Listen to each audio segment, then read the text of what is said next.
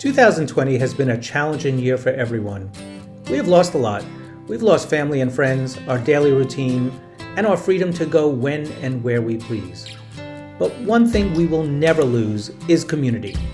The LGBT Network responded to these unprecedented times and has made sure that all of our vital, life-saving aspects of community was there, even through the hardest of times. We have been providing more than 25 programs virtually each week. We have helped people get tested for HIV, enrolled in health insurance. We have helped those who are victims of domestic violence and bias crimes get the support and justice they deserve. We are delivering our hallmark anti-bullying workshops and programs for schools via Zoom. We held a virtual Long Island Pride seen by hundreds of thousands. And we launched a new initiative, Vote Proud New York, that helped to register over 1,000 new voters, held over a dozen town halls, and gave information for people to go out and make a difference and the much needed change in this world. And that's just some of the work and accomplishments that the LGBT Network has done in 2020. Now, since 1993, the LGBT Network has made sure that all that we do is about you. It's about we, it's about us. And the LGBT Network story of 2020 is best told by you. Here are some of the most amazing, powerful, and inspiring people that show us how the LGBT Network helped them, the strength and resiliency they showed, and that the best is still ahead. I'm James Muller. And I'm James Hunt Muller. And this is Little Leo. We went through the LGBT Network. We really started there.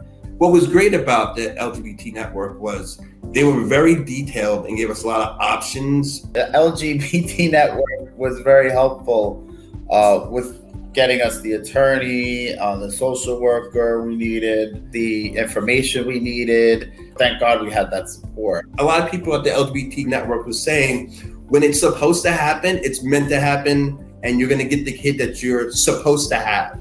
It was one of those things, like when I met him, I knew that we were meant to be together, network, because I had no idea what I was doing.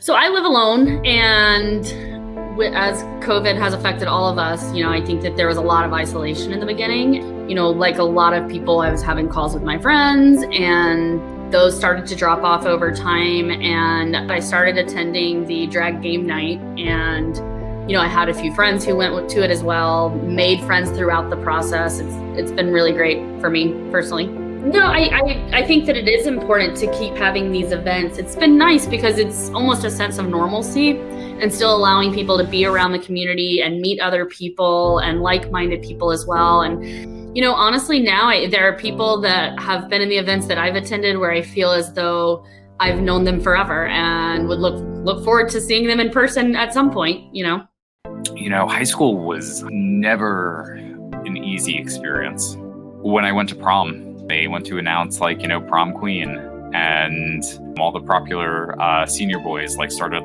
chanting my name for prom queen, and at that time, I just wanted to crawl under the table and die. After working with the LGBT Network for prom this year, I had a moment where I flashed back to that, and it was a moment that I was able to reclaim that and heal, because I kind of looked at myself and I was like, well, look at me now. Look who's the prom queen now. We referred to my child as female when they were born.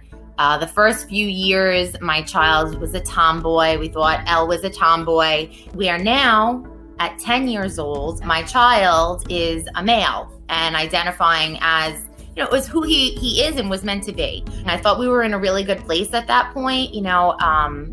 Everybody in our life is respecting that Elle's male, addressing Elle as his preferred name. But then we went out on remote learning and, Elle logged on to do his assignments at home. And we saw Elle's birth name on the screen. My child was having an absolute meltdown and dysphoria. All these other kids in the chat room are seeing this birth name that we haven't seen in years. And I started calling the LGBT Network, talk me through some things we could do, things I could say to the school, some resources for Elle. Elle was able to call and speak to other transgender children, which was wonderful. My husband and I decided that we would go ahead and change Elle's name legally. He is now legally male, and Elle And that was the beginning of our journey with the LGBT Network. Thank you, James, Leo, Abby, Robert, and Christy, for sharing your stories, for fighting for your family and children, for giving back, and for your strength, love, and pride. You inspire all of us. And as we say goodbye to 2020 and look back at how we persevered, we hope that you can find it in your heart to give whatever amount you can to help the LGBT network and all of us move into 2021. Please click on the link below or go to www.lgbtnetwork.org/donate. And a happy and healthy new year to you and to all of your families.